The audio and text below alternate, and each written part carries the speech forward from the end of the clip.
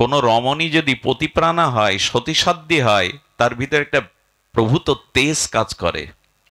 তো হয়েছে, একজন ওনারই মুসলিম বাদশাকে বলে দিলেন, আপনাকে না জানিয়ে রাজকোষ থেকে শ্রীদাম পন্তজি বহু টাকা উনি মেরে নিয়েছেন, তা কি খবর রাখেন? বলেন, উনি মিথ্যা বলেন না, আমি যতটুকু জানি। তো তুমি যদি প্রমাণ দিতে পারো, উনি প্রমাণ করে দেখলেন, হিসাব করে রাজকোষ থেকে অনেক অর্থ উনি নিয়েছেন কি নিজের ভোগের জন্য? নয়। অবসর পেলে রাজাকে বলবেন বা পরিশোধ করবেন, এই ছিল তার মনের সুসংকল্প। সম্রাট কয়েকজন সেনাকে পাঠাচ্ছেন, যে অবস্থায় আছে ওনাকে বন্দি করে নিয়ে এসো। আমাকে না জানিয়ে রাজকোষ থেকে অর্থ নেওয়ার অপরাধে শ্রীদাম পন্তকে বন্দি করে নিয়ে এসো। যখন 4 জন সেনা গেছে ওনাকে বন্দি করতে, শৃঙ্খলিত করতে, উনি তখন বিট্টলজির মন্দিরে বসে বিট্টলকে ডাকছিলেন। চোখের জলে বিট্টলকে ডাকছেন, মন্দিরের দুয়ারে বসে বেরো। ওনার স্ত্রী ছিলেন সতীসাধ্যী। একটা কথা বলি, কোনো রমণী যদি পতিপ্রাণা হয়, সতীসাধ্যী হয়, তার ভিতরে একটা প্রভূত তেজ কাজ করে। উনি এই তেজের দ্বারা, ওনার সতীত্বের তেজের দ্বারা উনি এসে বলছেন, খবরদার, এইখানে দাঁড়াতে হবে আপনাদের। উনি ঈশ্বরের উপাসনা করছেন, আরাধনা করছেন। আরাধনা সমাপ্ত না হলে ওনাকে নিয়ে যাওয়া। আচ্ছা, সেনারা ওনার কথা মানবেন, কিন্তু সতী তো, সতীত্বের তেজক্রিয়ায় উনি যেভাবে বললেন কথাটা, সে কথাটা ওরা মানতে বাধ্য হলো। এই জন্য সতী সাধ্যী কুলবতী রমণী যারা, তাদের শব্দের মধ্যে একটা শক্তি সঞ্চার থাকে। যারা ভজন করে তাদের মধ্যেও একটা, বাক্যের মধ্যে একটা শক্তি সঞ্চারিত হয়। একে তেজ বলে, আধ্যাত্মিক তেজ। তাদের সামনে অন্যায় কর্ম করতেও অনেক বড় বড় মানুষরা শঙ্কিত হয়, এর সামনে এই কাজ করা যাবে না। ভজনের তো একটা প্রভাব থাকবে, সতীত্ব একটা প্রভাব থাকবে। সেই সতীর তেজক্রিয়া বাক্যের দ্বারা ওরা স্তিমিত হয়ে প্রার্থনা করে চোখের জলে যখন শ্রীদাম পন্তজি বেরোলেন, তখন শৃঙ্খলিত করে ওনাকে নিয়ে যাওয়া হচ্ছে। যখন যাচ্ছেন, রাজস্থানের মানে মহারাষ্ট্রের পথেই বিট্টলজির মন্দির দেখেছেন। আহা, এই হলো ভক্তির মহিমা। সেনাদেরকে বলছেন, আমাকে 2 মিনিট সময় দাও, আমি আমার বিট্টলজিকে একটু দর্শন করে প্রণাম করে যাই। হাতে আমার শিকল থাকুক, আমি অপরাধী। বিট্টলজির সামনে গিয়ে মনে মনে বলছেন, প্রভু, কেউ না জানুক, তুমি তো জানো। এই অর্থ আমি আত্মসাতের জন্য ব্যয় করিনি। আমি দিন দুঃখী মানুষের, বুভুক্ষ ক্ষুধার্ত মানুষের জন্য দান করেছি। তবে কাঁদছি কেন জানো? মুক্তি পাওয়ার জন্য না। কাঁদছি কেন জানো? নিজেকে নিরপরাধ প্রমাণের জন্য না। তোমার কাছে নিবেদন নেই, সাজা যদি কিছু দিতে হয়, পেতে হয়, তুমি আমায় দাও। অন্যের সাজা যেন আমাকে পেতে না হয়। যদি সাজা পেতে হয়, তুমি আমায় দাও, আমি বুক পেতে নেব। ভক্ত তো এরকম প্রার্থনা ভগবানের কাছে, চোখের জলে বুক ভিজিয়ে তার পুণ্ডরীকে যখন এভাবে বিট্টলজিকে ডেকেছেন, ভগবানের হৃদয় বিগলিত হয়ে গেছে। একটা কথা বলি, ভগবান সবকিছু সহ্য করতে পারেন, উনি তো ধীর গম্ভীর, কিন্তু ভক্তের চোখের জলটা ভগবানের হৃদয়কে উতাল পাতাল করে দেয়। ভগবান বড় বিগলিত হয়ে যায়। ভক্তের চোখের জলে এমন ক্ষমতা আছে, ভগবানকে বিগলিত করে দেয়, উচ্ছ্বসিত করে দেয়। ভগবান স্থির থাকতে পারেন না। সুধীজন, ওনাকে মন্দির থেকে বেরিয়ে আসার পরে যখন নিয়ে যাওয়া হচ্ছে, এর মধ্যে কি হয়েছে জানেন? সাক্ষাৎ গোবিন্দ ব্যক্তির রূপ ধরে ওনার বহু আগে পৌঁছে গেছেন এই বাদশার কাছে। বাদশাকে গিয়ে বললেন, আমাকে শ্রীধাম পন্তজি পাঠিয়েছেন, উনি রাজকোষ থেকে যা অর্থ নিয়েছেন পরিশোধের জন্য আপনার কাছে আমার দ্বারা পাঠিয়েছেন, আপনি গ্রহণ করুন, আপনি গ্রহণ করুন। উনি যে পাত্রে ওই এনেছেন, সে পাত্র উজ্জ্বল আলোয় ভরে গেছে, চিকমিক করছে। বলছে, আছে কি ওর মধ্যে? বলে, আপনি নিজে দেখুন। খানজানিকে যিনি এই অর্থের হিসাব রক্ষক, তার কাছে বললে, দেখো। বলে, এই তো সব মোহর। বলে, এর একটাও আমাদের রাজকোষে নেই, এত দামি মোহর। বলেন, সবটুকু নিয়ে নিন, আমাকে শ্রীপান্তজি পাঠিয়েছেন, আপনি সবটুকু নিয়ে নিন। রাজা লক্ষ্য করছে, অনেক মানুষ দেখেছি, কিন্তু এমন মানুষের সৌন্দর্য তো চোখে পড়েনি কখনো। কণ্ঠ এত মধুর হতে পারে, চোখ এত পদ্মের কোষের মতো হতে পারে, ওকে দেখে আমার এত আকর্ষণ হচ্ছে কেন, ওকে দেখে কেন আমার এত ভালো লাগছে? বলো, তুমি ওর কি হও? কি হয় জানেন? আমি শ্রীপান্তজির দাস। আমি ভগবানকে ভালোবাসুন, ভগবান আপনাকে দাস, ভগবান আপনার দাস হয়ে তিনি আপনার প্রভু হবেন। দেখুন, এই জগতে আপনি যার বারে মজুরি খাটেন না, যার দাসত্ব করেন, সে আপনার উন্নতি চায় বটে, কিন্তু কোনো মালিক কি চায়, কোনো মহাজন কি চায় দাস আমাকে ছাপিয়ে যাক? কোনোদিন চায় না। কিন্তু ভগবান বলছে, যে আমার ভক্ত হয়, আমি তার দাস হয়ে তাকে আমি মাথার মুকুট করি, আমি দাস হই তাকে আমার মাথার মুকুট করি। ভক্ত মেরা মুকুটমণি, মে ভক্ত কা দাস। ভগবান বললেন, ভক্ত আমার মাথার মুকুটমণি, আমি ভক্তের দাস হয়ে যাই। সুধীজন, তাকে ভালোবাসলাম না আমরা। সম্রাট বাদশাহ তখন বলছেন, তোমার মতো মানুষ আমি তো দেখিনি। সুধীবৃন্দ বললেন, এবার অনুমতি দিন, আমি ফিরে যাই। অনুমতির পরপরই যখন ফিরে গেলেন, সঙ্গে সঙ্গে 4 জন সেনা এই শ্রীপান্তজিকে, শ্রীদাম শ্রীপান্তজিকে যখন হাত বেঁধে এনেছে, বলে, করেছো কি তোমরা? আরে ওকে হাত বেঁধেছো কেন, জানো না তোমরা? ওর দাসকে দিয়ে ও যা পাঠিয়েছে, আমার রাজকোষেও সে সম্পদ নাই। শ্রীদাম পান্তজি বাদশার দিকে তাকিয়ে আছেন, মনে করছে ঠাট্টা করছে। বলো, শ্রীদাম পান্ত, বলো না, তুমি এই দাসটাকে কোথায় পেয়েছো? এমন দাসকে কোথায় পেয়েছো তুমি? বলেন, কি বলছেন বাদশাহ, আমার তো কোনো দাস নাই। বলে, একটু আগে এই দেখো, তুমি রাজকোষ থেকে যা নিয়েছো আমি ভুল বুঝেছিলাম। এই যে মানুষের সেবায়, মানুষের কল্যাণে তুমি দান করেছো, ভুল বলেছিলাম। তোমার দাসকে দিয়ে পাঠিয়ে তো দিয়ে গেছো, আর দাঁড়ায়নি জানেন, লুটিয়ে পড়লেন। প্রভু, তুমি এত করুণাময়, এত দয়া তোমার। ভক্তের সব থেকে বড় পরিচয় কি জানেন? অন্যের প্রতি দয়া, জীবের প্রতি করুণা। এইটা ভগবান বড় বিগলিত হয়ে যান। সুধীবৃন্দ, মন্দিরে ভগবানকে দেখেন, অথচ মানুষের হৃদয়ে ভগবান আছেন এটা দেখেন না আপনি। এটা আপনার ক্ষুদ্র, এটা আমার ক্ষুদ্র দৃষ্টি। মানুষের হৃদয়ে ভগবান আছেন এটা দেখে কাউকে কাঁদাবেন না, কাউকে আঘাত করবেন না। মানুষকে সম্মানের এই জায়গা মহাপ্রভু দিয়ে গেছেন, জীবকে সম্মান করো। দেখুন, এই বুদ্ধি শুদ্ধ না হলে হয় না। 8 বছর বয়সে ভাগবত শুনতে শুনতে আমাদের মদন ঠার, বৃন্দাবনে একটি নিকুঞ্জ আছে, কি নাম? মদন ঠার। এই মদন ঠারে চলে গিয়েছিলেন 8 বছরের একটা বালক বলা যায়। ভাগবতে শুনেছিলেন, বৃন্দাবনে নিকুঞ্জ প্রেম মন্দিরে আজও রাধা মাধবের লীলা হয়। বুদ্ধি শুদ্ধ কেন হয় ভাগবতে গেলে? বিচার শুদ্ধ কেন হয় ভাগবতে গেলে? কারণ ভাগবত এমন একটি দর্শন যা আমাদের বুদ্ধিকে শুদ্ধ করে দেয়, নির্মল করে দেয়, আমাদের বুদ্ধিকে অবগাহন করিয়ে দেয়। গায়ে ময়লা মাটি আবর্জনা অশুদ্ধতা থাকলে যেমন পুত সলিলে স্নান করলে আমরা পবিত্র হয়ে যাই, শুদ্ধ হয়ে যাই, স্নিগ্ধ হয়ে যাই, তেমন এই ভাগবত কথামৃত দিয়ে যদি কেউ স্নান করতে পারে, তারও বুদ্ধি নির্মল হয়ে যায়, শুদ্ধ হয়ে যায়। উনি ভাগবত শুনে 8 বছর বয়স থেকেই উনি ব্রজে চলে গেছেন। আর ব্রজে গিয়ে তার কাজ কি জানেন? এই মদন ঠোরে প্রিয়া প্রীতমের কুঞ্জে উনি শুধু একটাই মন্ত্রে, হে রাধে, হে প্রাণনাথ দেখা দাও।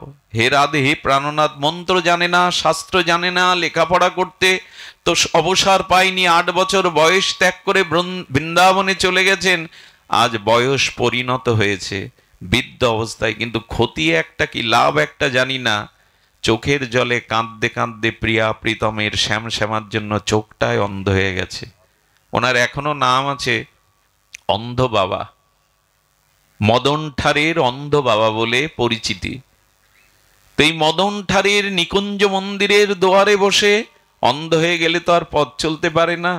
কোনো ব্রজবাসী কেউ যদি মাধুকরী দেয়, ওই মাধুকরী একটু সবজি রুটি পেয়েই ভজন করে, আর একটাই ভজন, হে রাধে, হে শ্যাম সুন্দর, আমি অযোগ্য, আমি ভজন জানি না, কবে দর্শন পাবো। ঘটনাক্রমে একদিন রাধারানী এবং শ্যামসুন্দর এই ব্রজ নিকুঞ্জ মন্দিরের পথ দিয়ে যাচ্ছিলেন, আর সেই মদন ঠারে বসে অন্ধ বাবাজি বারবার বলছেন, হে রাধে, হে করুণাময়ী, হে শ্যাম সুন্দর, আর কবে করুণা হবে, আর কবে কৃপা হবে, আরতিতে, হৃদয়ের আরতিতে ডেকে চলেছেন। হঠাৎ করে রাধারানী বললেন, শ্যাম, শুনতে পাচ্ছ? কে যেন চোখের জলে তোমায় আমায় ডাকছে। গোবিন্দ বলছেন, আমার কানে তো আসেনি, একটা কথা বলি, হা রাধে বলে যদি চোখের জলে হৃদয়ের আত্মীতে একবার ডাকতে পারেন, গোবিন্দ না শুনলেও রাধারানী তা শুনবেন, রাধারানী তা শুনবেন। রাধারানীর চিত্তটা বড় বিগলিত চিত্ত।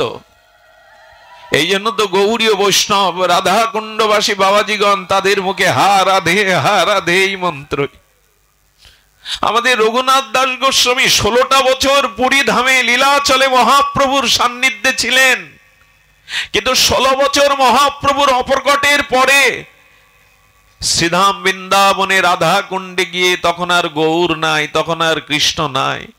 নিশিদিন সমস্ত বিষয় ত্যাগ করে রঘুনাথ দাস গোস্বামীর একটাই হাহাকার, হে রাধে, তুমি বিনা মোর কেহ নাই, হে রাধে, তুমি বিনা মোর কেহ নাই। ওই মন্ত্র আজও কোন শুদ্ধ ভক্ত যদি রাধা কুণ্ডে গভীর নিশীথে কান পাতে, আকাশে বাতাসে আজ ওই মন্ত্র ধ্বনিত হয়, তবই বাস্মি ন জীবাবি তোয়া বিনা, হে রাধে, তুমি বিনা মোর কেহ নাই, হে রাধে, তুমি বিনা মোর কেহ নাই।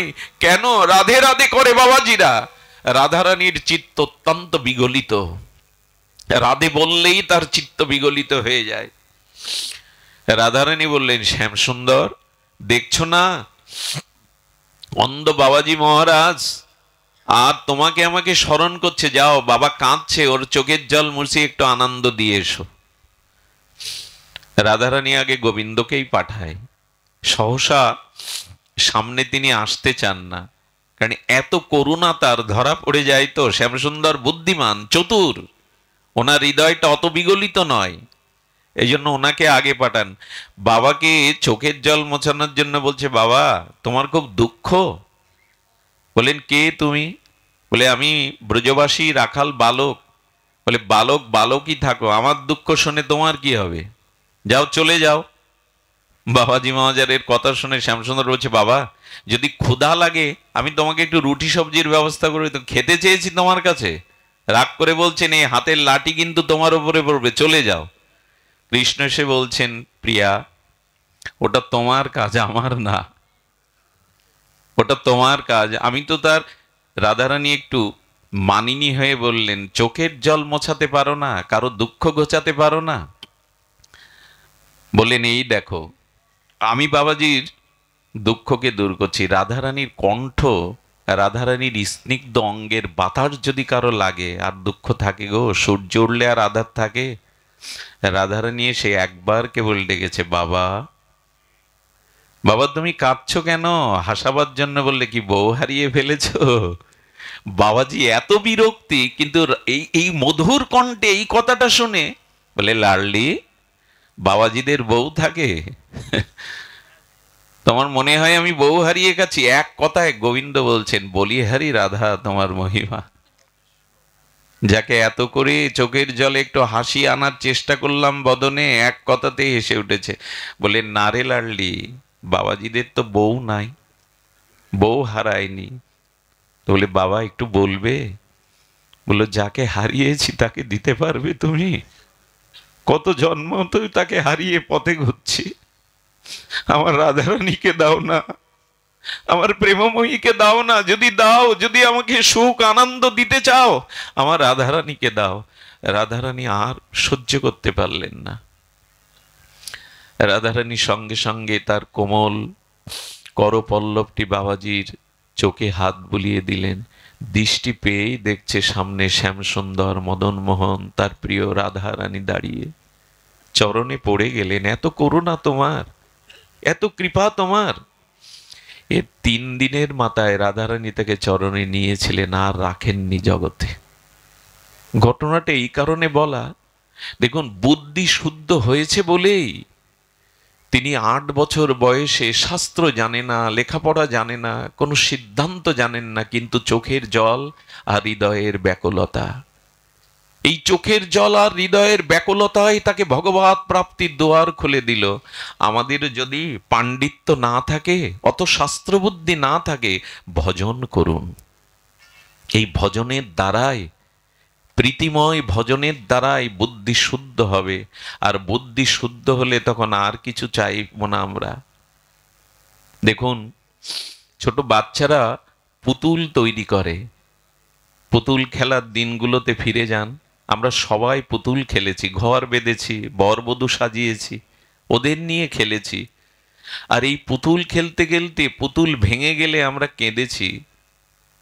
আচ্ছা, পুতুল খেলা এই বালক বালিকাদের, সরল তাদের কাছে গিয়ে যদি বলেন এই সোনাটা অনেক উন্নত ধাতু, মূল্যবান, এই সোনা নিয়ে মাটির পুতুলগুলো আমায় দাও, দেবে তো? দেবে মা? কারণ সোনার মহিমাটা ও এখনো বোঝেনি। এই জন্য ও সোনা বোঝে না, সোনার মহিমা জানে না, ও বলে আমার খেলার পুতুলগুলি দাও। যখন ও বড় হলো, সোনা এই উন্নত ধাতুতে উপলব্ধি এলো, তখন কি আর মাটির পুতুল খেলবে না, সোনা চাইবে? ঠিক আমার দশাও তাই। আমি মাটির পুতুল নিয়ে খেলছি। এই ভগবত ভজন যে সোনা, আর এই সংসারের খেলা যে মাটির খেলা, এ আমি বুঝছি না। ভজন করলে এই বুদ্ধি বাড়বে, তখন মাটির পুতুল ফেলে দিয়ে সোনাকেই নেবে। আমাদেরও ভজন করলে এই বুদ্ধি বাড়বে, জগতে কিসের জন্য এসেছি, আমাদের জীবনের মূল লক্ষ্য কি। আমাদের মূল জীবনের লক্ষ্য ঈশ্বর প্রাপ্তি, আর কিছু নয়। আর সব গৌণ, মূল লক্ষ্য প্রেম ভক্তির দ্বারা ভগবৎ প্রাপ্তি। এটাই হলো জীবনের মূল লক্ষ্য। ভগবৎ প্রাপ্তি হলো সংসার করার জন্য, শুধুমাত্র অর্থবিত্ত ভোগ বিলাস কাটানোর জন্য আমাদের এই জন্ম দেননি ভগবান। ভোগ তো অন্যান্য জন্মেও করেছি আমরা, ভোগ আমরা অন্যান্য জন্মেও হয়ে গেছে। ভোগটা মনুষ্যের জন্মের জন্য নয়। খুব সুখে ভোগ করব, এতে ভজন হবে না। আমাকে আজ অনেকেই খুব শাসন করছে। গতকাল অন্নকূটে আমি 2 জায়গায় দুপুরে গেছি, ঠিকভাবে স্নান আহারেরও সময় হয়নি। রাতে আপনাদের এখানে কোথায় বাপিদা শ্যামলদা নিয়ে গেছে, কোথায় সেই নবগ্রাম, কোথায় বাড়ি ফিরতে তো রাত 4টে 4:30। আজ আবার এখানে যেতে খুব সুখে থাকলে না, আপনাদের দর্শন তো পাওয়া যাবে না, আপনাদের ভক্ত সঙ্গ তো পাওয়া যাবে না। দেহটাকে তো শুকর কুকুর জন্মেও সুখ দিয়েছি, ভোগ দিয়েছি, তো ভোগের জন্য তো এই জন্ম পাওয়া নয়, এটা ত্যাগের জন্ম। দেবতারাও এই জন্ম পান, দেবতারাও এই জন্ম প্রার্থনা করেন, কবে দুর্লভ মনুষ্য জন্ম পেয়ে ভগবত ভজন করতে পারবো, সেই জন্মটা ভোগের পেছনে লাগিয়ে দেব। বুদ্ধি শুদ্ধ হয়নি আমাদের। বুদ্ধি শুদ্ধ হলে ওই শিশু, ওই বালক বালিকা পুতুল ফেলে সোনা নেবে কখন?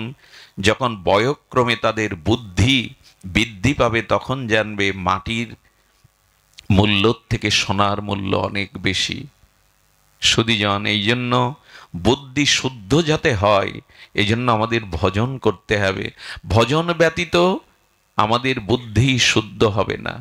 সুধীবৃন্দ, এই জন্য আপনাদের কাছে শুধু একটু নিবেদন এই যে জীব আমরা পুনঃ এই জন্ম মৃত্যু জরা ব্যাধি এই আক্রান্ত সংসারে পুনঃ গতাগতি করছি। 2টি পথ আমাদের সামনে, আমি আপনাদের সামনে তুলে ধরি 2টো পথ, দেখুন কোনটা বেছে নেবেন আপনি। একটি পথ হলো এই পুনঃ পুনঃ মাতৃ জঠরে আসা, পুনরপি জননং পুনরপি মরণম পুনরপি জননী জঠরে শয়নাম ইহ সংসারে খলু দুস্তরে কৃপাহি পারে মোরারে ভজ গোবিন্দম ভজ গোবিন্দম ভজ গোবিন্দম মোড়পদে। দুটো পথ আমাদের সামনে। এই পুনঃ পুনঃ জন্ম মৃত্যু মাতৃ জঠরে কর্ম ক্ষয় না হওয়া পর্যন্ত এই আসা যাওয়া, যতদিন কর্মফল আছে ততদিন আমাদের আসা যাওয়া ফুরাবে না। তো বারবার বারবার না ভুক্তাং খিয়াতে কর্ম কর্ম যস্য জন্ম, কর্ম না ফুরালে আবার বারবার। আচ্ছা, এখানে যদি কেউ মোটর সাইকেলের চাবি রেখে 2 কিলোমিটার দূরে চলে যান, আবার আসতে হবে কিনা আপনাকে? কোনো প্রয়োজনীয় ঘরের চাবি রেখে গেলে আবার আসতে হবে কিনা? তেমনি কোনো বাসনা নিয়ে মরে গেলে ওই বাসনা ভোগের জন্য আবার আসতে হবে। ওই যে যতদিন কর্ম না ফুরাবে, ভোগ না ফুরাবে, ততদিনেই আসা যাওয়া ফুরাবে না। তাহলে পথ একটি, এটা না ভুক্তং খিয়াতে কর্ম কর্ম জন্য জন্ম, কর্মের জন্যই জন্ম হয়েছে, না আমাদের জন্ম হতো না। ওই কর্মটা ক্ষয় করে আর এই জন্ম মৃত্যু পুনঃ পুনঃ জননী জঠরে যাতে না আসতে হয়, এই একটা পথ। আর একটা পথ কি আছে? পরমম গতিম। গোবিন্দ বললেন এই সংসারের পথে বারবার আসা যাওয়ার পথ, আর একটা হলো পরম গতির পথ, একটা হলো আমার চরণে আসার পথ। এখন তুমি সিদ্ধান্ত নাও কোন পথের পথিক তুমি হবে। একটা আমার চরণের পথ, আর একটা হলো পুনঃ পুনঃ জন্ম মৃত্যু কর্মফলের পথ, সংসারের পথ। এই পথটা তোমাকে বেছে নিতে হবে। তবে পথ আমরা চিনি না, এই জন্য ঠাকুর বিল্বমঙ্গল ব্রজের পথে উঠে গিয়েছিলেন, আমার হাত ধরে তুমি নিয়ে চলো সখা, আমি যে পথ চিনি না, তোমার পথ আমি চিনি না। তাই তো সাধুগুরু বৈষ্ণব আমাদের হাত ধরে দেখিয়ে দেন, বাবা ভোগের পথে নয় ত্যাগের পথে এসো, অন্ধকারের পথে নয় আলোর পথে এসো, মৃত্যুর পথে নয় অমৃতের পথে এসো, ভগবানের চরণের পথে এসো, পরম গতির পথে এসো, যাতে বারবার না আসতে হয়। এই পথটাই জানালেন, পরমাম গতিং যা প্রাপ্য ন নিবর্ততে, আমার পথে চলে এসো। এই পথটাই তো আজ এই ভাগবত থেকে, সাধুগুরু বৈষ্ণবের উপদেশামৃত থেকে, জীবন চরিত্র থেকে আমাদের নিতে হবে যে কোন পথে যাব। হে পথিক, তোমার সামনে এই দুটো পথ, এক সংসারে ফিরে আসার পথ, আর এক ভগবানের কাছে যাওয়ার পথ। যদি তা করতে চাও, ভগবানের পথে যদি যেতে চাও, তবে বন্ধু সুন্দরের একটি মূল্যবান বাণী আপনাদের বলি। আমাদের আঙিনার বন্ধু সুন্দর এই মহা উদ্ধারণ লীলাতে তিনি বলেছিলেন, শূন্য থেকো না সদা স্মরণ বই। ছোট্ট কথা, কিন্তু অতল স্পর্শী কত গভীরতা। শূন্য থেকো না সদা স্মরণ বই, অর্থাৎ হৃদয়কে, মনকে, নিঃশ্বাস প্রশ্বাসকে শূন্য ফেলো না, শূন্য রেখো না হৃদয় ঘরকে। কি করবে?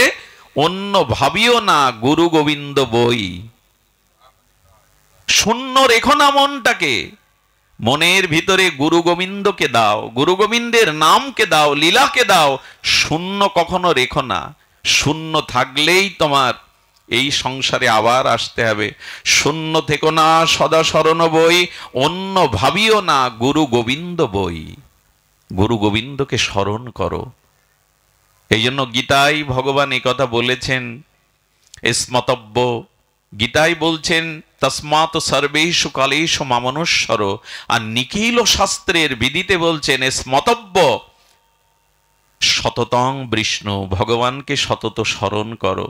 স্মরণ না করলে কিন্তু এই পথ, এই সংসারের পথ আমাদের ফুরাবে না। আসুন একটি লীলা দিয়েই আজকের পাঠ বিশ্রাম করি। আজকের পরিবেশটা বড় মধুমঙ্গলময় হয়ে উঠেছে, জানি না কেন।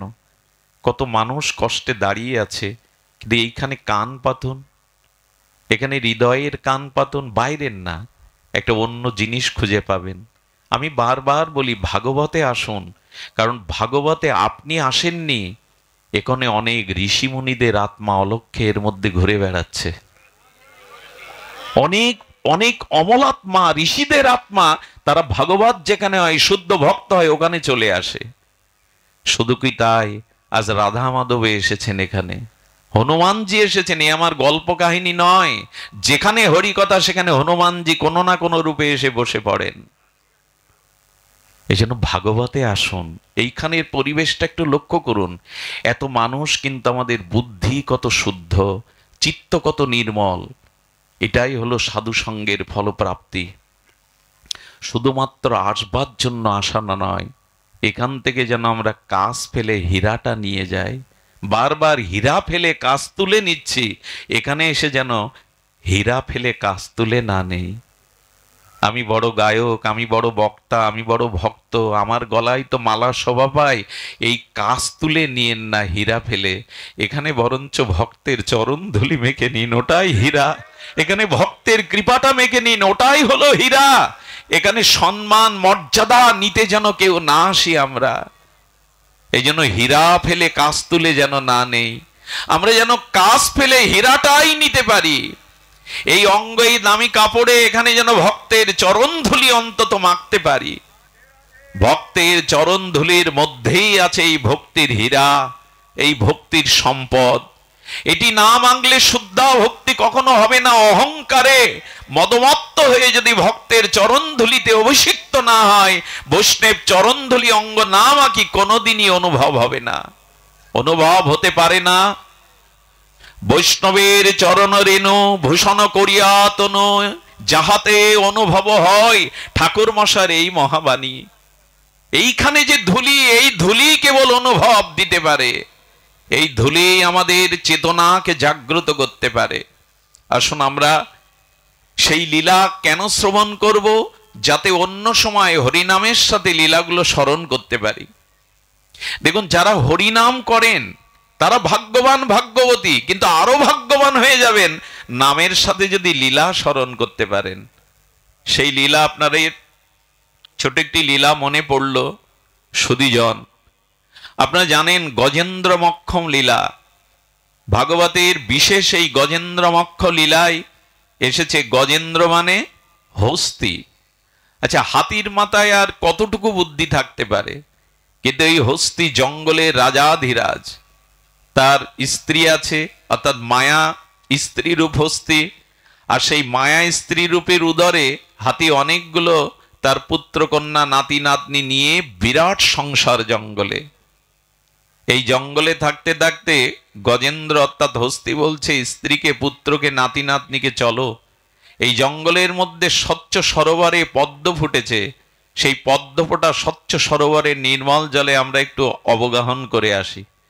এমন মানুষ বেড়াতে যায় না, কক্সবাজারে যায়, কুয়াকাটায় যায়, দার্জিলিং যায়, ওরাও একটু বেড়ানোর চলে এসেছে। সবারই তো একটু গতানুগতিক জীবন থেকে শান্তি স্বস্তি চাই। সুধীবৃন্দ, গজেন্দ্র যখন এসেছে, খুব ধ্যান দিয়ে শুনুন, এটি বলেই আমি পাঠ রাখছি। খুব এই লীলাটি বা এই চরিত্রটি আমার বড় প্রিয়, এই জন্য আপনাদের হৃদয়ে অনুরাগ জাগাতে পারে এই লীলা যদি ধ্যান দিয়ে শোনেন। গজেন্দ্র গিয়ে সেই বনের মধ্যে, সরোবরের মধ্যে প্রস্ফুটিত নির্মল স্বচ্ছ জলে নেমেছেন। আর হাতি যদি সরোবরে নামে, পদ্মের শোভা থাকে তো, পদ্মের শোভা, হাতি জল ঘুলিয়েছে, আর এ স্নান করতে করতে দেখছে জল ঘোলা, আমার এই ছোট পুত্রটার গায়ে ঘোলা জল দেব। তখন গজেন্দ্র করেছে কি, জল খেলতে খেলতে আরো গভীরে গেছে সরোবরে, ওইখান থেকে সুর দিয়ে স্বচ্ছ জল তুলছে যাতে পুত্রের গায়ে স্বচ্ছ জলে স্নান করা যায়। কত মমতা! যেই না গভীর সরোবরে জল তুলতে গেছেন, কুমির এসে তার চরণকে আঁকড়ে ধরেছে। আচ্ছা, জলের মধ্যে কুমিরের শক্তি বেশি না হাতির শক্তি বেশি? কুমিরেরই। জলজ প্রাণী, কুমিরের শক্তি বেশি। যখন ধরেছে তখন সুর দিয়ে চিৎকার করে বলছে আমাকে বাঁচাও।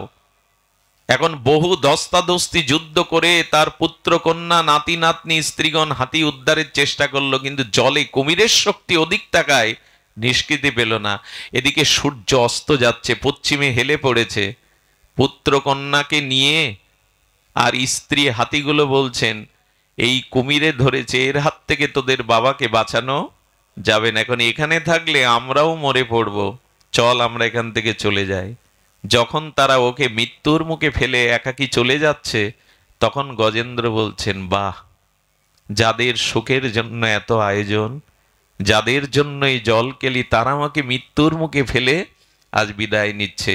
গজেন্দ্র শুধু গজেন্দ্র লীলা সুখদেব গোস্বামী শোনাচ্ছে না, আমাদের শোনাচ্ছে তোমাদেরও পরিণতি এই। যাদের সুখের জন্য সারাটা জীবন ব্যয় করলে, তারা দুরারোগ্য ব্যাধি হলে, হ্যাঁ, মলমূত্র বারান্দায় ত্যাগ করলে, তখন তারা ধীরে ধীরে তোমার মমতা থেকে, তোমার থেকে ধীরে ধীরে তারা দূরে সরে যাবে। এটাই সংসারের নিয়ম। বোঝো না কি?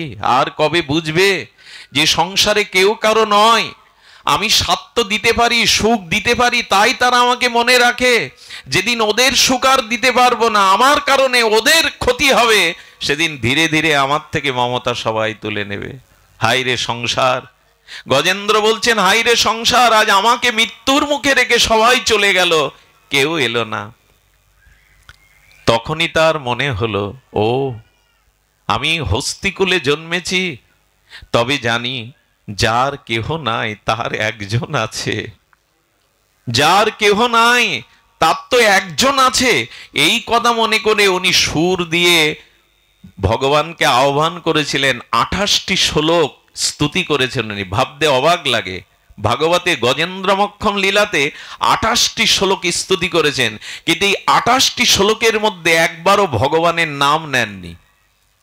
মাধব, গোবিন্দ, মধুসূদন, কৃষ্ণ, শ্রীরাম, একবারও ভগবানের নাম নেননি। কিভাবে ডেকেছে জানেন? ডেকেছেন, আমার হৃদয়ে, সকলের হৃদয়ে তোমার অবস্থিতি, তুমি সৃষ্টিকর্তা, তুমি বিশ্বের হিতকর্তা, হে বিশ্ববিধাতা। এইভাবে পরীক্ষিতকে যখন গজেন্দ্রমক্ষম লীলা ভাগবতে শোনাচ্ছেন, সুখদেব গোস্বামীর কাছে করজোরে পরীক্ষিত মহারাজ বলছেন, প্রভু ভগবান শ্রী গুরুদেব, একটা কথা আর একটু সংশয় যাচ্ছে, হাতি হয়ে ভগবানকে স্তুতি করছে, ভগবানকে ডাকছে, হাতির এই বুদ্ধি কোথা থেকে এলো? একজন হস্তি, সে ভগবানকে ডাকবে, ভগবানকে আহ্বান করবে, ভজন করবে। সুখদেব গোস্বামী তখন হেসে বললেন, ভজন কেন করছে জানো? অন্য হাতিরা কেন করছে না জানো? ওর পূর্বজন্মে ভজনের সংস্কার আছে। আমি খুব দৃঢ় কণ্ঠে বলতে পারি, যারা এই ভাগবত দিচ্ছে আর যারা ভাগবত শুনতে এসছেন, আপনাদের এক জন্মের সংস্কার না, অনেক জন্মের আসা যাওয়ার সংস্কার আছে সাধু সঙ্গ, তাই এসেছেন আপনারা। এক জন্মের সৌভাগ্য সংস্কার এটা হয় না। এই পাড়া প্রতিবেশী কালকে অনেকেই দেখবে বলেন, এই লোকগুলো করেটা কি? কেউ কেউ এরকম উক্তি করে, এই লোকগুলো করে কি? আরে ওখানে বসে বসে কি করে ওরা? কাজ নেই, খেয়ে দে। ও কেন বলে জানেন? ও কেন এখানে আসেনি জানেন? ও কেন টিভিতে ক্রিকেট দেখছে জানেন? ও কেন বন্ধুদের সাথে আড্ডা দিচ্ছে কেন জানেন? ভগবানের ভজন করবার জন্য, সাধু সঙ্গের জন্য অনন্ত জন্মের সংস্কার লাগে। এক জন্মের সংস্কারে এটা। যারা আসেন মনে করবেন না এমনি এসেছেন, আপনাদের পূর্বজন্মের স্বীকৃতি আছে। বহু নাম জন্ম নামান্তে জ্ঞানবানাং প্রপদ্যতে বাসুদেব সর্বমিতি সমহাত্মা সুদুর্লভ। এক জন্মের স্বীকৃতি থেকেও আমার ভজন পথে আসতে পারে না অর্জুন, বহু জন্মের স্বীকৃতিতে তবে আসে। তবে অনেকেই আসে বটে, কিন্তু এখানে ভাগবত নিতে পারে না, কারণ ঘুমিয়ে পড়ে। তার ভজনের সংস্কারটা গভীর নয়। ব্যাকুলতা থাকতে হবে তো, তৃষ্ণা থাকতে হবে তো। অনেকের চোখের দিকে তাকিয়ে বড় মমতা হয়, কষ্ট হয়, কেন ঘুমাচ্ছে এই মানুষটা? ঘুম তো একদিন ঘুমাবে, ওই ঘুম আর তার কোনোদিন। একদিন ঘুমাবেন, ওই ঘুম ডেকে কেউ ভাঙাতে পারবে না। ওই দিন নিশ্চিন্তে ঘুমান। আজ ঘুমানোর সময় না, আজ হরিকথা ভজনের সময়, শ্রবণ কীর্তনের সময়। ঘুম তো একদিন আসবে, সেদিন আর পাশ ফিরে শুতে পারবেন না। ওই ঘুম আর কেউ ভাঙাতে পারবে না। হরিকথাতে যদি রুচি না হয়, অলসতা আসে, ঘুম আসে, জানবেন ভজনের সাথে সাথে কিছু অপরাধ এসে হৃদয়ে বাসা বেঁধেছে। এই জন্য হরিকথাতে রুচি হয় না। খুব সতর্ক থাকতে হয় এই জায়গাটায়। বারবার ঘড়ি দেখতে নেই, বারবার ব্যাকুলতা হতে নেই, কারণ দেহ এখানে, মন চলে গেছে ঘড়ির দিকে। ভজন করছেন না আপনি, সাধু সঙ্গে আসেননি আপনি। এইখানে অন্তত ঘড়িটা, আচ্ছা এইখানে তো ঘড়ি দেখি আমরা, মোবাইলেও দেখি, জীবন ঘড়িতে দেখেছেন আর কত সময় বাকি আছে?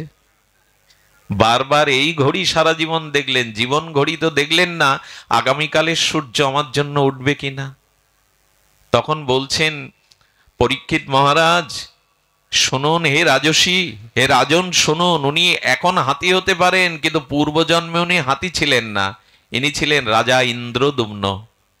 ইনি বসে বসে ভজন করছিলেন। খুব ধ্যান দিয়ে শুনতে হবে কথাটি, আমি বেশি সময় নেওয়ার আমার অধিকার নেই। তো গত জন্মে উনি রাজা ইন্দ্রদুম্ন, রাজা হয়েও ভগবানের ভজন করছে, ধ্যান করছে। ওনার গুরুদেব অগস্ত্য ঋষি এসেছিলেন। ওনার গুরুদেবের নাম অগস্ত্য ঋষি। অগস্ত্য ঋষি যখন এসেছেন, উনি গুরুদেবকে দেখে দর্শন করে উঠে দাঁড়াননি, সম্মান মনে মনে করেছেন। এই দেখুন একটা জিনিস, আপনি ভজন অল্প করুন, কম করুন, কিন্তু মনহৎ চরণে, ভক্ত চরণে, গুরুচরণে কোনো অপরাধ করবেন না। ভজন অল্প করলেও পার পাবেন, কিন্তু মহৎ চরণে অপরাধ করলে পার পাবেন না। এই জন্য শাস্ত্রে বলছে বৈষ্ণব দেখলে আনন্দে হাসতে হয়। আজ বৈষ্ণব দেখা হয়ে গেল, এ না করলে অপরাধ হবে। ভক্ত দেখলে, গুরুদেব দেখলে উঠে দাঁড়াতে হয়। আমরা রাধাকুণ্ডে দেখেছি, যখনই পাঠক আসেন, আচার্য আসেন, সবাই উঠে দাঁড়ায়, অভিনন্দন করে। এগুলো রীতি, না হলে বৈষ্ণব অপরাধ হয়। ভক্ত দর্শন, বৈষ্ণব দর্শনে যদি হৃদয়ে আনন্দ না হয়, জানবেন অপরাধ হয়ে গেল। ভক্তকে দর্শন করে, গুরুকে, মহাত্মাকে দর্শন করে উঠে দাঁড়াতে হয়। আমাদের এমনও হয় জানেন, অনেক ভক্ত যেতে যেতে গিয়ে মুখে হয়তো কিছু বলে না, কিন্তু চোখ আর অঙ্গভঙ্গিমায় দেখিয়ে দেয় আমি তোমাকে পছন্দ করি না, ঘৃণা করি। এই জন্য কোনো সাধু বৈষ্ণব দেখে অঙ্গভঙ্গিমা ও বিরক্তি প্রকাশ করবেন না।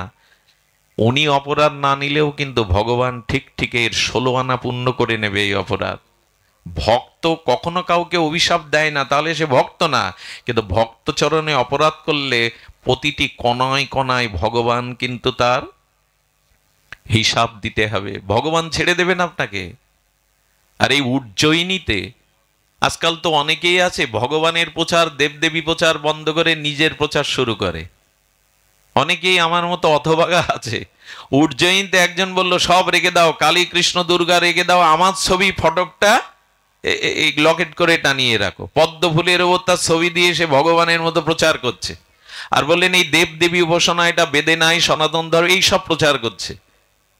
করতে করতে একদিন ভক্তরা গিয়ে বলছেন, এক শিবলিঙ্গের ওখানে জল ঢালে, বললো তোমাদের নিষেধ করেছি না, এ পাথর কি করতে পারে। কি বলবো আপনাদের, ও সবার কাছে বাহাদুরি দেখাতে গিয়ে শিবলিঙ্গে প্রস্রাব করে দিল, লঘু সংখ্যা করে দিল। বললো করুক তো, পাথর আমাকে কি করবে, করুক। ওদের এই প্রচার করতে গিয়ে যখন এই করে বসলো, 3 দিনের মাথায় গলিত কুষ্ঠ দেখা দিল, ছিদ্র হয়ে গেল প্রতিটি অঙ্গ, আত্মহত্যা করতে বাধ্য হলো। এই জন্য মহৎ অবজ্ঞা কখনো করবেন না। কোন শুদ্ধ ভগবানের প্রিয় ভক্তকে সে অন্যায় করলে, সে দোষ করলে সে ভুগবে। আপনি সমালোচনা করে দোষের ভাগী হতে যাবেন না। কি হবে, আপনি তার সংশোধন করতে পারবেন? গুরুদেব পারে, আচার্য পারে কারো দোষ ধরিয়ে দিতে, আমি আপনি না। আমাদের কথা ওরা নেবে না। এই জন্য মহৎকে দেখলে, গুরুদেবকে দেখলে, অগস্ত্য ঋষিকে, গুরুদেবকে দেখে রাজা ইন্দ্রদম্ন বসে রইলেন। বললে বাহ, গুরুকে দেখে উঠে দাঁড়ালি না, সম্মান দেখালি না, তবে যা হাতির মতো যখন বসে থাকলে হাতিই হ। এই হাতি হয়ে এলো গজেন্দ্র। এই জন্য মহৎকে শ্রদ্ধা করবেন। শ্রদ্ধার এখন কি, বৃন্দাবনে বড় বড় সাধুর পাশে গেলেও বাবা একটু দাঁড়ান তো, আপনার পাশে সেলফি তুলি। সাধুর ঘাড়ে হাত দিয়ে সেলফি তোলার যোগ্যতা আমার আছে? ভগবানের বিগ্রহকে পেছনে রেখে আমি সামনে রেখে সেলফি তুলি, এগুলো একরকম অন্যায়, এগুলো এক এক রকম অপরাধ। সাধুর চরণে বসে তুলুন, আপত্তি নেই। কাঁধে কাঁধ দিয়ে তোলার মতো ভজন আপনি করেননি। বিগ্রহ পেছনে আপনি সামনে সেলফি তুলছেন। আমি মাঝে নেটে দেখলাম একজন মা ছবি তুলেছে দুর্গা মায়ের সামনে, তার দেহটাকে দিয়ে পুরো দুর্গাকে ঢেকে দিয়েছে মুখ চোখ। এইসব করতে যাবেন না, এসব বাহাদুরি ভালো নয়। ভগবানকে পেছনে রেখে সামনে দাঁড়িয়ে সেলফি তোলা এটা ঠিক নয়। এই জন্য এগুলো সতর্ক হন। সাধু দেখলেই মনে হয় না যেন আমি কাঁধে কাঁধ দিয়ে পাশে বসে ছবি তুলি। মর্যাদা দিতে হবে, যার যেটুকু ভজন করে তাকে ততটুকু মর্যাদা দিতে হবে। আর এই হরিদাস ঠাকুর সারাটা জীবন পুরীতে থাকলেন, জগন্নাথ মন্দিরে জগন্নাথ দেখতে যাননি। আমি পামর, আমি স্খলিত, জগন্নাথ দেখার যোগ্যতা আমার নাই। দূর থেকে আড়াল থেকে জগন্নাথের চক্র দেখতেন উপরে। নিজেকে কতটা হীন জ্ঞান করতেন, কতটা মর্যাদা দিতেন। আমি যবন কুলে বড় হয়েছি, এই জন্য জগন্নাথ দর্শনের অধিকার আমার। কত বড় মর্যাদা দিতেন এনারা। রূপ সনাতন কখনো মহাপ্রভুর সামনে দাঁড়াতেন না। এই মর্যাদা হয় সাধুর ভূষণ। মর্যাদা যার নেই সে ভক্ত না, সে সাধু না, সে ভজন পথেই আসেনি। যে শ্রেষ্ঠকে বড়কে মর্যাদা না দেয়। মর্যাদায় নারীর যেমন, সধবা নারীর যেমন শাখা সিঁদুর তার ভূষণ, ভক্তের ভূষণ হলো অন্যকে মর্যাদা দেওয়া, শ্রেষ্ঠকে মর্যাদা দেওয়া। সুধীজন, যার যেটুকু মর্যাদা সেটুকু রক্ষণ করবেন, না হলে এই গজহস্তি হয়ে আজ আসতে হলো রাজা ইন্দ্রদুম্নকে। এই জন্য বললেন সংস্কার না থাকলে কেউ ভজন করে না। সুর তুলে 28টি শ্লোকে স্তুতি করেছে, হে পরমাত্মা, আমার হৃদয়ে, সবার হৃদয়ে তোমার অবস্থিতি, তুমি সর্বভূতে আছো, তুমি অনুপরমাণুত আছে, এইভাবে স্তুতি করেছেন। যেই স্তুতি করছেন সঙ্গে সঙ্গে, আচ্ছা এত স্তুতি করছেন, দেবতারা শুনতে পায়নি? ব্রহ্মাও শুনতে পেয়েছিল, দেবতারা, ওরা এগিয়ে আসেনি কেন? ব্রহ্মা কি বললো জানেন? ও তো আমায় ডাকছে না, ওর যা স্তুতি তাতে মনে হয় পরমাত্মা ভগবানকেই ডাকছে, আমাকে ডাকেনি। দেবতারা মনে করছে আমাকে না ডাকলে আমিও যাব কেন? এই ভগবান আর অন্যদের মধ্যে এই পার্থক্য। কই ভগবানের তো নাম নেয়নি। বৈকুণ্ঠ থেকে শ্রীমান নারায়ণ গরুরের পিঠে উঠে দ্রুত আসছে। গরুরের পাখনাতে সামবেদীয় মন্ত্র গীত হয়। সেই গরুরের পিঠে উঠছে আর কুমিরটা ততোধিক টেনে নিয়ে যাচ্ছে, আর একটু অল্প জল বাকি আছে, কুমিরটাকে জলের মধ্যে নেবে। ভগবান তখন দেখছেন আমি যদি গরুরের পিঠে যেতে যাই, আচ্ছা বিমানে এলে ল্যান্ড করার পর একটু দেরি লাগে না নামতে? গোবিন্দ চিন্তা করেছেন আমার ভক্ত তো এত দেরি করলে এতক্ষণ জলের মধ্যে কুমির নিয়ে যাবে, তাই গরুরকে ছেড়ে দিয়ে ভগবান লাভ দিয়েছে। ধন্য ভগবানের কৃপা, ধন্য তার করুণা। গরুরকে ছেড়ে দিয়ে উনি লাভ দিয়েছেন যে নামতে গেলে গরুরের পিছক দেশ থেকে দেরি হয়ে যাবে। আর ভগবান যখন ভক্তের রক্ষার জন্য নেমে আসছেন, ভক্তবৎসল গজেন্দ্র দুটো চোখ দিয়ে দেখতে পীতবরণ, চারি হস্ত, শঙ্খ চক্র গদা পদ্ম, তার উজ্জ্বল জ্যোতিতে আকাশ যেন আলোকিত হয়ে গেছে চারিদিকে। এই দিব্য জ্যোতির্ময় ভগবানের চিন্ময় রূপ দেখে আর কুমিরের যন্ত্রণা, মৃত্যুর কথা, ভগবানকে দেখলে আর মৃত্যুর যন্ত্রণা থাকে?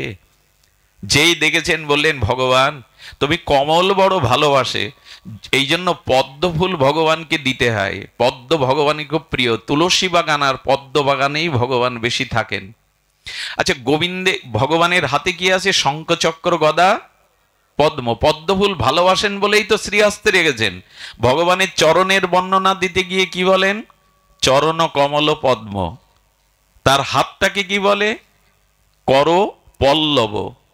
অর্থাৎ সবকিছু গোবিন্দের নয়নকে বলে কমল আখি, অর্থাৎ কমলের সাথে প্রিয়তা আছে। হাতি দেখলো অনেক পদ্ম ফুল ফুটে আছে, আমি আর ভগবানকে কি দেব? কিছুই তো দেওয়ার নেই, তাই একটা পদ্ম তুলে ছুঁড়ে দিয়েছেন, ভগবান ওটা হাতে করে নিলেন। ভক্তের দেওয়া নিয়েই উনি নেমেই সুদর্শন চক্র দিয়ে দুইজনকে টেনে তুললেন, কুমির এবং গজেন্দ্রকে।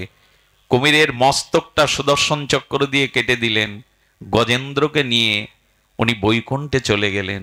বৈকুণ্ঠে গিয়ে যখন বৈকুণ্ঠ নারায়ণ বৈকুণ্ঠ পরিকার যাচ্ছেন, বৈকুণ্ঠে যেতে গেলে তার আর জন্ম মৃত্যু থাকে না, চারি হস্ত পরিকর হয়ে যায়। আর বৈকুণ্ঠে যখন কেউ যায় তখন ওখানে অভিনন্দনের জন্য বরণডালা সাজায় পরিকররা, বলে আজ আমাদের ভগবান একজনকে আনতে যাচ্ছেন আমাদের পার্শ্বদকে, ওরা বরণডালা সাজিয়ে অপেক্ষা করছে। ভগবান গিয়ে দেখছেন গজেন্দ্রকে বৈকুণ্ঠ পরিকরে নিয়ে যাওয়ার আগে আর একজন নূতন পরিকার পাশে দাঁড়িয়ে। কমলা দেবী, লক্ষ্মী দেবী বলছেন এ কে? এই নূতন বৈকুণ্ঠের পরিকার এ কে? বললেন প্রভু ওকেই তো আপনি আনতে গিয়েছিলেন। বলে আমি তো আনতে গিয়েছিলাম গজেন্দ্রকে, ও কে? লক্ষ্মী দেবী যে কথা বলেছিলেন আজকের অনুষ্ঠানে একটু সার কথা। লক্ষ্মী দেবী বললেন প্রভু ও কে জানো? ওই কুমিরটাই। আমি তো গজেন্দ্রকে আনতে গেলাম, কুমিরকে আনতে যাইনি। কুমির আমার আগে বৈকুণ্ঠের দূত হয়ে ফিরে এলো। লক্ষ্মী দেবী তখন বলেছিল, প্রভু তোমার একটা বাণীতে আছে, শাস্ত্রে আছে, যে গোবিন্দের ভগবানের চরণ ধরে আছে তার ভগবান প্রাপ্তিতে বিলম্ব হতে পারে, নাও পেতে পারে, কিন্তু যে ভগবানের ভক্তের চরণে পড়ে আছে সে নিঃসংশয় ভগবানকে পাবেই পাবে। এই দেখুন শাস্ত্রের কত বড় মর্ম কথা, যে ভগবানের চরণ ধরে আছে তার বিলম্ব হতে পারে ভগবান পেতে, বা নাও পেতে পারে কোনো কারণে, কিন্তু যে ভক্তের চরণে পড়ে আছে চরণ ধরে, গুরুচরণে, সে অবশ্যই আগে ভগবানকে পাবে। প্রভু তোমার ভক্তের গজেন্দ্রের চরণ ধরেই তো ছিল, এই জন্য তোমার আগে আগে ওই বৈকুণ্ঠে পরিকর হয়ে চলে এসেছে। এই জন্য যারা ভক্ত চরণে শ্রদ্ধা ভক্তিতে পড়ে আছে তারা একদিন না একদিন ভগবানকে পাবেই পাবে। সুধীবৃন্দ, আমি এই বাড়িতে আমার জীবনের প্রথম এই অঞ্চলে পাঠে আসি, আমার স্মরণ নেই সালটা। এই ছেলেটাই কালী পুজো দিয়ে, শান্ত যার নাম, এই বাড়িতে শান্ত বলে আমি ওকে ডাকি। ওর প্রতি আমার শ্রদ্ধা এই কারণে, ও একসময় এই কালী পূজা দিয়ে গান বাজনাও দিত, ফাংশন ইত্যাদি দিত। আমার কোনো একটা অডিও পার্টও শোনে অনেক আগে মনুষ্যত্বের উপরে, শুনেই সিদ্ধান্ত নেয় আর ওগুলি করবো না, পারলে ভাগবত দেব। কেন জানি না, ও আমাকে 2 বছর লেগেছিল পেছনে। আমার যোগ্যতা নেই, আমি অধম, লেখাপড়াও জানি না, শাস্ত্র জ্ঞান নেই, আসতে চাইনি। জোর করে, তখন এই পথটা খুব খোঁড়া পথ ছিল, রাস্তাঘাটের অবস্থা তখন খুবই ভালো ছিল না, খুবই দুর্গম ছিল। আমি চলে এসে পাঠের পরে জানি না ওই ছেলেটা সেখান থেকেই সংকল্প নিল। শান্তর কথা এই কারণে বলছি, এই ছেলেটার মাতৃভক্তি দেখে আমি বিস্ময় প্রকাশ করি। জানেন, একটু মায়ের কোনো ব্যথা হলেই ও চলে যায় তামিলনাড়ুতে। ওর সামর্থ্য যে খুব বেশি আপনারা জানেন তা নয়, কিন্তু এত মাতৃভক্তি, এবং এই ভাগবতের জন্য তার প্রাণ বড় ব্যাকুল। আমি যতটুকু জানি এই পরিবারে তার বড় ভাইদের, অন্যদেরও সে সম্মান করে, অন্যদের প্রতিও তার এই ভাগবতের জন্য একটা বছরের স্বপ্ন থাকে তার, কবে আমার গৃহে ভক্তদের চরণধুলি পড়বে, ভাগবত হবে, শ্রী গুরুদেব আসবে। তো এই পরিবারের তার মায়ের আশীর্বাদে সে যে আয়োজন করে, আপনারা প্রত্যেকেই করেন, তার মতো উদার আপনারা, কিন্তু এই ছেলেটার জন্য, এদের পরিবারের জন্য আশীর্বাদ করবেন। এদের অন্য কিছু না হোক আমি চাই না, কিন্তু এদের যেন ভক্তি হয়, এদের জন্য আপনাদের চরণে শুদ্ধ ভক্তি হয়, জগৎজননী মা যেন ওদেরকে কৃপা করে। আর আজকের দিনে আমার আনন্দ আরেকটি বিশেষ কারণে, ও সাধুগুরুর কাছে প্রার্থনা করেছিল যে একটি সন্তান যেন ভক্ত সন্তান করে গড়ে তুলতে পারে। এই জন্য ওর কোল আলো করে, ওনার সহধর্মিনীর কোল আলো করে ভগবান ওকে একটি পুত্র সন্তান দিয়েছেন। আশীর্বাদ করবেন ও যেন ভক্ত হতে পারে, ও যেন আপনাদের চরণের অনুরাগী হতে পারে। সকলে প্রসাদ পাবেন, সকলেই আমার প্রতি আপনাদের দূর থেকে চরণধুলি বাতাসে উড়িয়ে আমার মস্তকে দেবেন, আর এ জন্মটা আপনাদের চরণেই যেন থাকতে পারি, এই প্রার্থনা করে আজকের মতো হরিকথার পূর্ণ বিশ্রাম। জয় শ্রী গুরু প্রেমানন্দে।